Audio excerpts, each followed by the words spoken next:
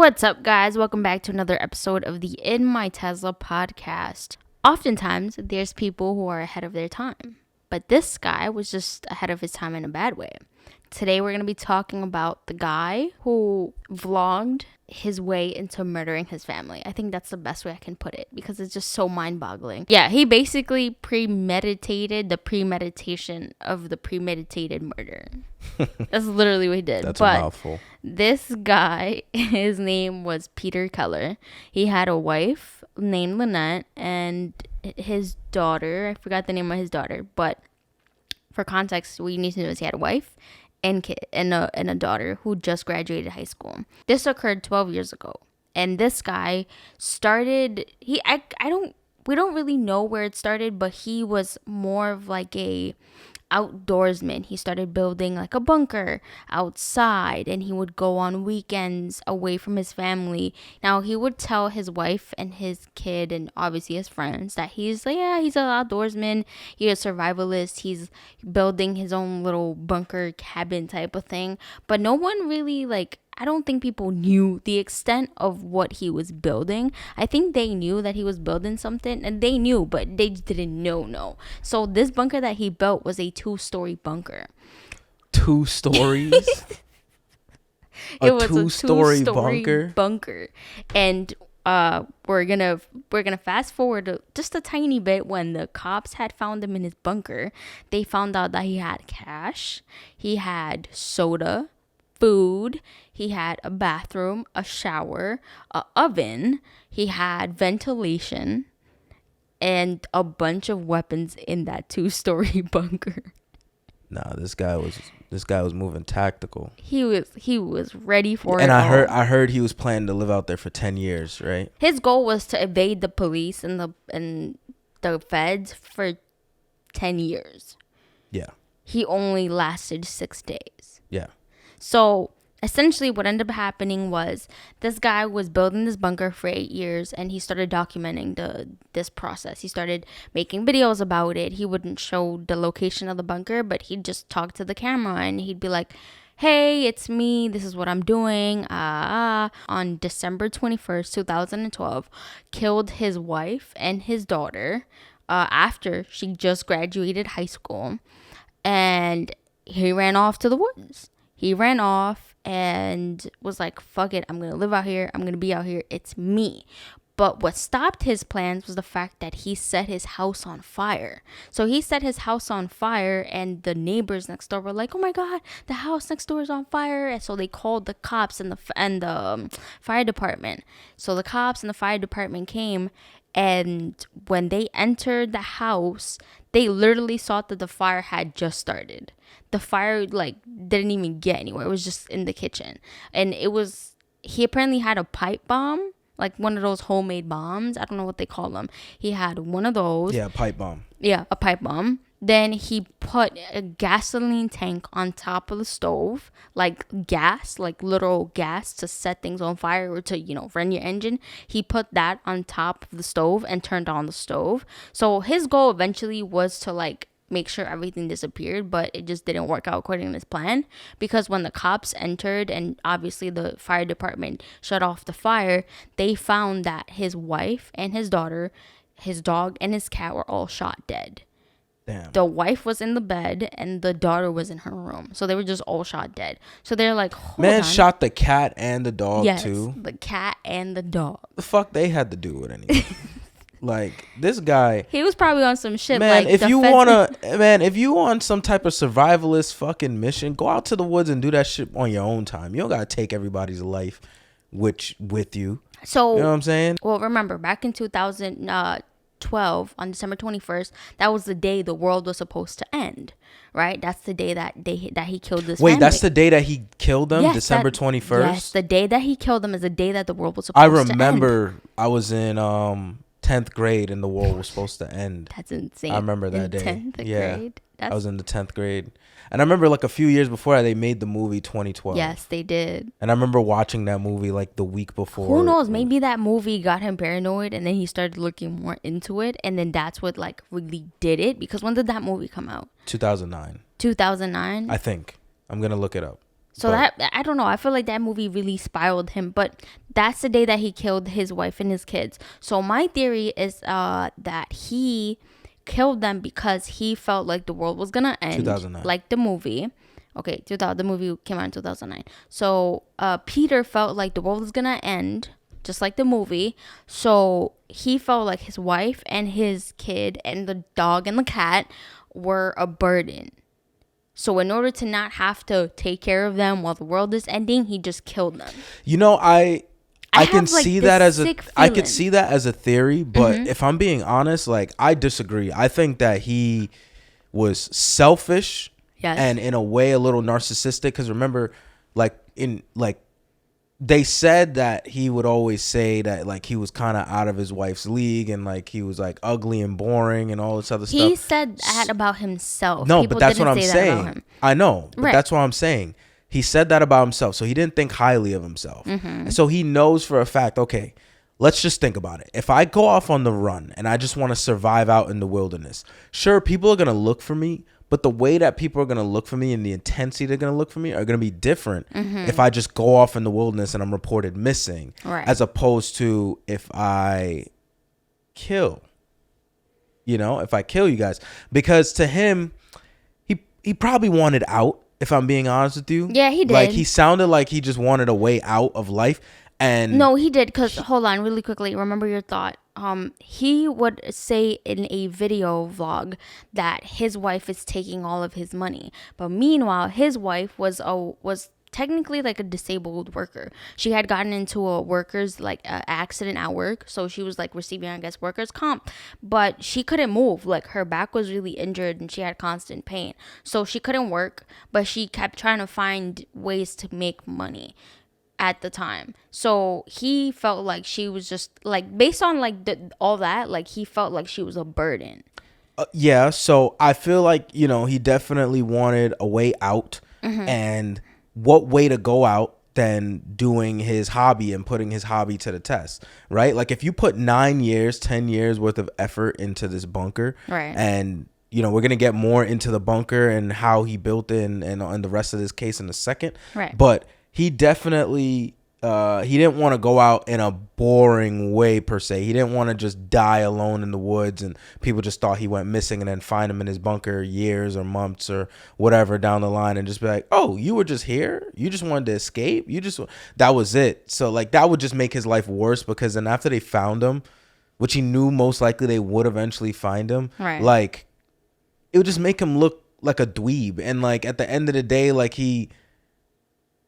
yeah, you survived, but like that's not enough fulfillment, you know, from his narcissistic mind. He's like, I gotta make this a thing. I gotta make this about me. I gotta make it big. So That's what true. other way to do that than to kill his family and then make the police or make everyone come after him?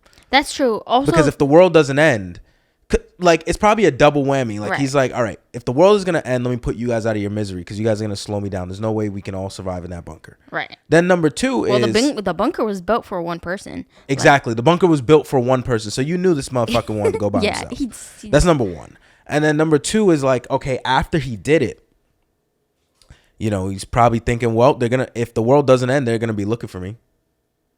And that's why he has the guns. And he even said, you know, I refuse to die by the cops. Like I'm gonna die. I refuse to go to jail or prison or whatever. I'm just gonna die on my own. I'm gonna kill myself. He Yeah. said that on one of his little vlog clips. Yeah, he did. So you know what else is crazy? So this bunker was buried deep into the woods. Even while he was building it, like you really had to be dedicated to building this bunker. Not like if you were building a bunker in your backyard for 9 years, that's extreme. But Right. he built this in the middle of Nowhere. a steep mountain in the middle of the forest in Nowhereville. So he really was dedicated to this cause of whatever he believed in. And apparently he couldn't bring heavy machinery to do it because it was such a hike. So the So- bunker was apparently located an hour away from the hiking trail. So he had to drive an hour to the hiking trail, hike an hour, and then go an hour off of the trail just to get there. Something like so it's that, about yeah. 3 to 4 hours each way just to get to and from the bunker. Yep. So he couldn't bring super heavy machinery. I know every once in a while they said he'd bring his dog, right, as company. Yes. But like he couldn't bring super heavy machinery. So this feat of what he did, he was super determined to do it. Oh, yeah. Especially if he did it every weekend for 9 years. Yeah. Heck yeah. If you're going somewhere and hiking for over 3 hours every day just to get not to every day, but every day, near every day. No, it was on the weekends, but every weekend. Every weekend, if you go there and you're hiking 3+ hours every weekend. 6 hours because you got to go and come. Right. You're definitely dedicated to that because now you're doing it for 8+ years. So apparently now, the cops and the firefighters, they shut off the fire, they found the bodies, and they start looking through his house to find any evidence of like who did it, like was it on purpose, who killed these people. And they found his hard drives and his blueprints to the bunker. By they, I mean the police. So they started looking through everything and they were like, oh shit. This man had crazy plans because apparently in even one of his notes, it was said that he wanted to create a testing lab for nanobots and something else. And viruses. Yeah. And while finding these blueprints, they go and they look for him. They hired a professional tracker. Yes. And now trackers, for people who don't know, are apparently people who are really good at tracking people down. Like this one video that we were watching, the person says that a tracker, they can look at your tracks that you leave in the snow or in the mud or wherever, and they can tell what side is your dominant side that you step with. They can also tell where you're running, where you're skipping, where you're jogging, what direction you're walking. Were you walking fast? Were you walking slow? Are you carrying something with you type of heavy? Yeah, so like there's a lot, and like really good trackers can like track you down. Like they'll even look at the fucking branches that's nearby and see like, oh, so you must have brushed up on this branch. Also, another thing is like they'll look at mud because they said apparently they'll look at the bases of trees and stuff because apparently if you're walking through like a very muddy area and it's very sloshy and muddy and the mud is going to stick to your boots or shoes, humans, like we have this habit to get the mud off of our shoe, and a lot of times we'll rub it off on like a tree or like that, like a stump or something like that. So that's like interesting. So like they'll look at like little things like that and they'll go, okay, he went this way or she went this way, or he was doing this, he was doing or that, he was doing this, he was doing that. Yeah. So they can tell like your motives and everything like that. And they said, I don't know how true this is, but apparently the only way to get a tracker off of your trail is to put tennis shoes on backwards. To put your shoes on backwards. So like you'd put the shoes on backwards and you'd have to be standing on top of the shoe and then tie it and then walk. But they said even then they can still track you down. Yeah. Because then I guess certain things of like walking would not be consistent. Like I guess a certain path that you walk on.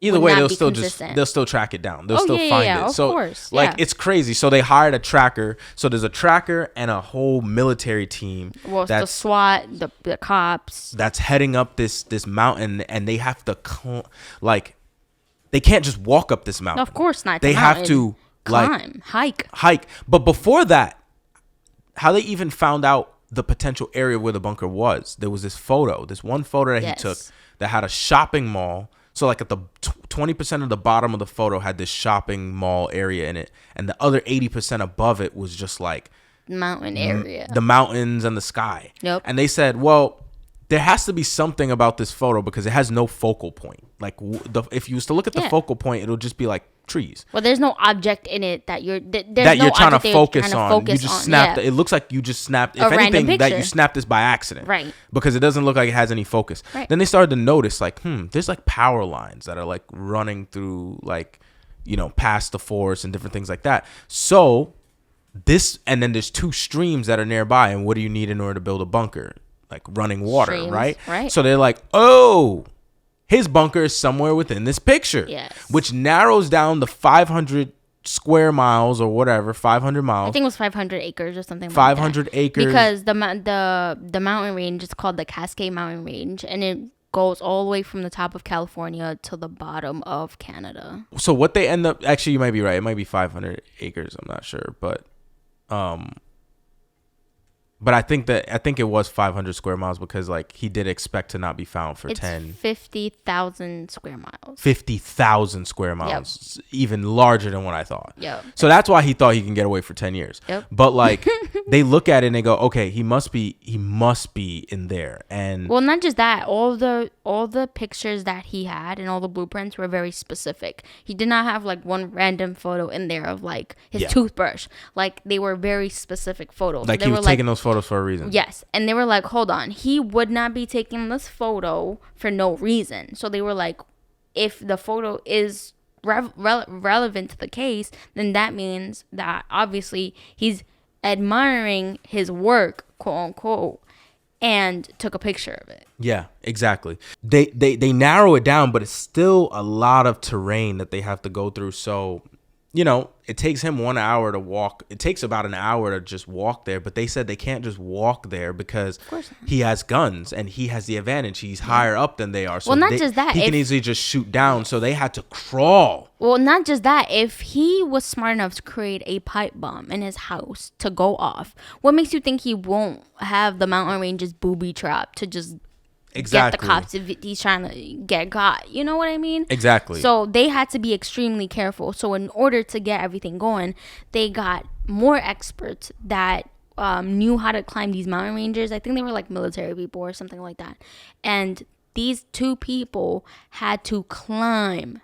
I don't think it was hours. 2 people. It was 2 people. No, it was more than that. No, it was 2 people. It was 2 people that had to climb the mountain ranges in the mud for hours. Just to find them? Just to find them. Because if they at any point expose themselves, they could get shot. And if it's too many of them, then that just immediately just triggers him to either kill himself or shoot them all or who knows. So eventually they get up there. They find him, I think, after 7 hours of looking so or something they like that. did so many technical... Or a couple days. It was a couple days. Because from the time that he killed them to the time that he got found was 6 days. Well, it was 6 days, but they found them on day 4 or something like that. And then they get up there and they throw tear gas in. Yeah. And tear gas, they're like... There's no way... He's going to survive tear gas. There's no way he's... Like, the way he stayed in the bunker, it was like... He's clearly breathing through a fucking gas mask. Like, I think they even heard him, like, breathing through that shit. And they were like, no fucking way. This guy has gas mask. So then they tried to connect with the fire department to flood him out. And the logistics of that was just too tough. Just too much. So then they said, Then they hired a guy, the same guy that was a tracker. He was also a bomb expert. Yes. And they tried to work with him to see how can they blow up the top of this fucking bunker without making it cave in and kill this dude. Right. And I guess they tried that. I don't know if it worked or not. I think it did work. Right. They blew off the hinges, everything. They were able to get inside. But once they got inside, they realized that he had already killed himself. Yep. And like he killed himself on the top floor of the bunker and fell to the bottom. 30 feet to the bottom. So there was blood splattered everywhere. And yeah, this man apparently was well equipped to be in there for quite some time. For a long time. But I think and his I think when he realized that they had found him so early and they already were throwing the tear gas and they were already going through the extremes, he was like, I don't know what's going to come next. They're probably going to end up just doing something crazy and killing me. Right. Let me not even. Oh, he did say himself that he did want to end his life before he did get caught by the cops. Yeah. He did prove that point. But his whole plan, like we said before, was to stay there for 10 years. And he had said that he would rob banks and pharmacies to ensure his survival. So my son didn't even make it past day 6. Congrats, man. You played a stupid game. You won a stupid prize. You survived 6 days. This case is just entirely sick. Like, thinking about it from a point of, like, you know, nowadays you have so many people who are survivalists or what's it called, doomsday preppers, and you know, you have all of these concepts and these ideas that, okay, like, obviously something bad might happen. We might have a cyber attack, we might have a natural disaster, we might get invaded, who knows, right? But to get to this point where you're going to kill your family and just run off, you know what that's like? That's insane. Let me give you an example of what that's like. What he did is the equivalent to saying, I'm going to save up an emergency fund. I'm going to save up 3 years worth of expenses. And then when you get to your 3 years worth of expenses, you literally go and put yourself in the craziest amount of debt that you can. That is literally exactly what he did. And then say, haha, all right, now everybody come get me. It's like, what the fuck? Why did you save up the emergency for? Like, what type of games? What he did was like triple times worse than that. Yes, it was. And it's so like bad. it's like you prepared for the worst, and then you created the worst case scenario. Right.